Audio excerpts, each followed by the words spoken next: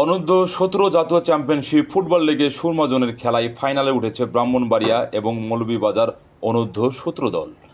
Bangladesh football federation আয়োজনে এই সিলেট জেলা ক্রীড়া সংস্থার সার্বিক সহযোগিতায় শুক্রবার সিলেট বিভাগীয় ক্রীড়া কমপ্লেক্সের মাঠে সকালে প্রথম সেমিফাইনালে সিলেটকে 1-0 গোলের ব্যবধানে হারায় ব্রাহ্মণবাড়িয়া।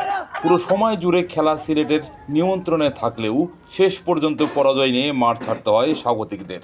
ব্রাহ্মণবাড়িয়ার 3 নম্বর জার্সি পরিহিত খেলোয়াড় সাহেব একমাত্র এবং জয়সূচক গোলটি করে ম্যাচ সেরা হন। দিনের অপর সেমিফাইনাল হবিগঞ্জের বিপক্ষে 1-0 গোলের ব্যবধানে জয় পেয়েছে মৌলভীবাজার টান উত্তেজনাপূর্ণ ম্যাচে।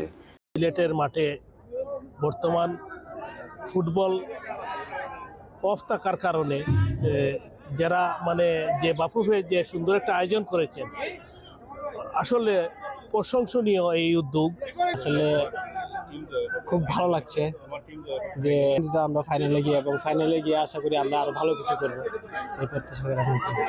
মৌলভীবাজারের পক্ষে জয়সূচক গোলটি করেন 11 নম্বর জার্সি পরিহিত খেলোয়াড় নয়ন মুনিয়া।